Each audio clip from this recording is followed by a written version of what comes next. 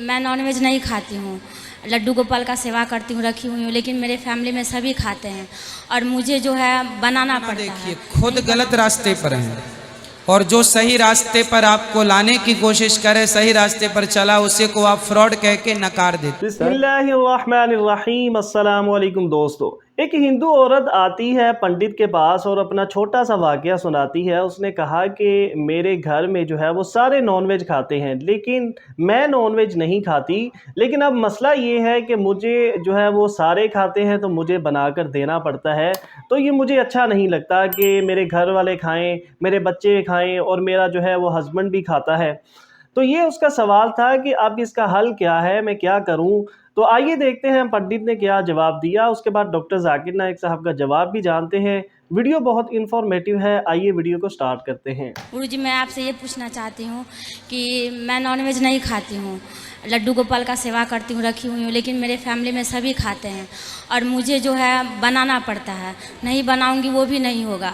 क्यों परिवार में क्यों सभी बनाना खाते पड़ा? हैं। किसके लिए बनाना पड़ता है? ससुराल में सभी खाते हैं, ऑल फैमिली खाते हैं, मेरे हस्बैंड भी खाते हैं, मेरे बच्चे भी खाते हैं। मैं सुनती भी हूँ तो कथा उनको भी सुनाती हूँ, तो वो थोड़ा बहुत सुनते हैं, बोलते हैं ना कि ये सब पे मैं सब जो गुरु जो होते हैं ना वो फ्रॉड होते हैं, ये वो डिस डैट, ऐसे मुझे अच्छा नहीं लगता सुनने में, इसलिए मैं खुद मांस खा रहे हैं, खुद गलत रास्ते। देखो समाज की विडंबना देखिए, खुद गलत रास्ते पर हैं और जो सही रास्ते पर आपको लाने की कोशिश करे, सही रास्ते पर चला, उसे को आप फ्रॉड कह के नकार देते। सर आपका नाम? हाँ, मेरा नाम महेश कदम है और मैं चिटागांव डी सेक्टर से हूँ। तो मेरे को ये सवाल पूछना है कि आज से 6 महीने पहले की बात है, मैं बहुत बीमार था और मैंने बहुत अपना इलाज कराया, लेकिन मेरे को कुछ फर्क नहीं पड़ा। तो मेरे को फर्क क्यों नहीं पड़ रहा करके ये बात को मैं बहुत सोच रहा था। तो मुझे मालूम पड़ा कि मैं जिस इलाके में रहता हूँ वो एरिया में गोश्त खाने के लिए मनाही है। तो थोड़े दिन के बाद मैं चिटागांव में आया। चिटागांव में आने के बाद में मैं जो बचपन से जो खाता था वही चीज को मैं रिप्ले किया और मेरी हालत सुधर गई। मेरा 16 किलो वजन कम था जो बाद में लेवल में आ गया। तो बोलने का मतलब ये है कि ये जो मैं सवाल पूछ रहा हूं आपको, ये सवाल मेरे लिए या गैर मुसलमान भाइयों के लिए नहीं है, स्पेशली मेरे औरत के लिए। ये इसके लिए क्योंकि इस वक्त वो आपको टीवी पे देख रही है। मैं तो आज इस्लाम कबूल करने वाला हूं। तो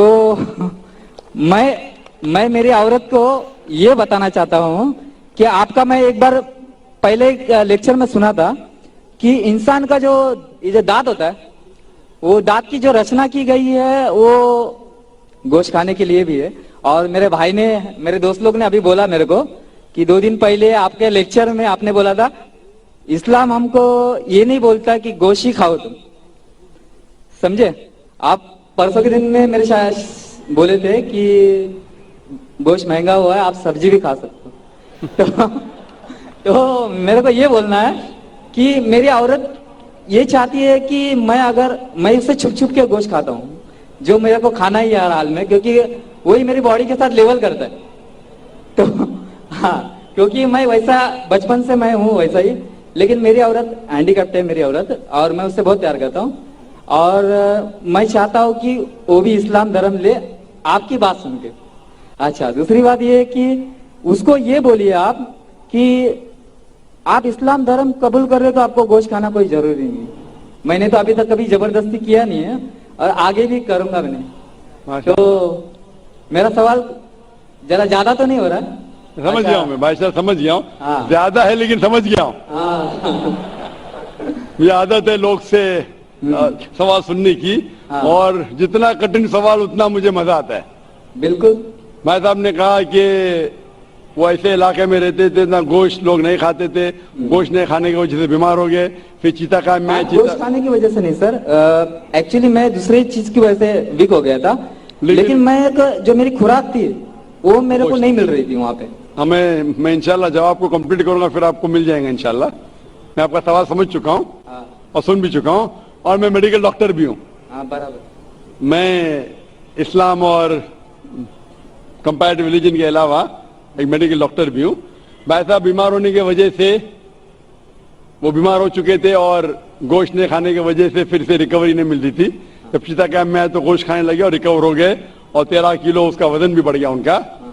और वो गोश्त खाने की आदत है बचपन से, क्योंकि गोश्त के अंदर मेडिकल साइंस आज ये कहती है कंप्लीट फूड है। जिस्म के अंदर अमाइनो एसिड की जरूरत लगती है 23 अमाइनो एसिड की, जिसमें से 8 अमाइनो एसिड जिस्म में खुद पैदा नहीं होते, उसे कहते हैं इसेंशियल अमाइनो एसिड। और ये खुराक में लेना, अपने खाने में लेना जरूरी है। कोई भी वेजिटेबल फूड में कंप्लीट प्रोटीन सारे 8 अमाइनो एसिड मौजूद ही नहीं है। अब जब फ्लैश खाते, गोश्त खाते, इसमें 8 अमाइनो एसिड मौजूद है जो वेरी गुड प्रोटीन है। पूरे जवाब के लिए इंशाअल्लाह कल मेरी तकरीर है जिसमें मैं ये वादे तौर के ऊपर डिटेल में जवाब दूंगा। लेकिन आपका मेन सवाल था, आपका पहले सवाल का जवाब दूंगा और एक सवाल पूछना चाहते हैं आप? सवाल 1 2 बाद में कतार के पीछे, फिर आप वापिस आ सकते हैं।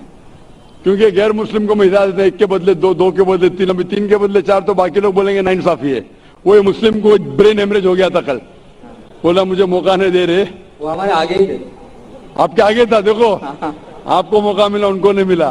ब्रेन हेमरेज तो न्यूरो सर्जन को बुलाने पड़ेगा।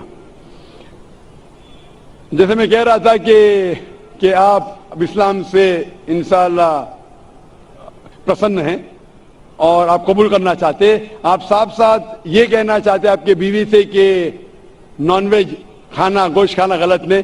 इंशाअल्लाह आपकी बीवी से कहिए कि कल मेरा प्रोग्राम अभी लाइव टेलीकास्ट देख रही है, कल भी ये वक्त देखिए 6:15 से लेके 10 बजे तक के, इंशाअल्लाह जवाब आपको मिलेगा। लेकिन ये कहना चाहता हूं कि गोश्त खाना मुसलमान के लिए फर्ज नहीं है। किधर भी नहीं लिखा है कुरान या हदीस में क्या मुसलमान को गोश्त खाना फर्ज है। बिल्कुल। कई बार अगर आपका जिस्म गोश्त को हजम नहीं कर सकता, कई बार कुछ लोगों में, तो उस टाइम गोश्त मत खाओ। आमतौर पे इंसान हजम कर सकता है। अगर आपको कुछ बीमारी है जिससे गोश्त की वजह से आपको तकलीफ होती है तो मत खाओ, खाना फर्ज नहीं है। लेकिन अक्सर आम इंसानों के लिए खाना अच्छी बात है। जो चीज हर इंसान के लिए गलत है, नुकसानदार है, वो हराम है। मिसाल के तौर पे शराब अक्सर इंसानों के लिए नुकसानदार है, गोश्त ऐसा नहीं है।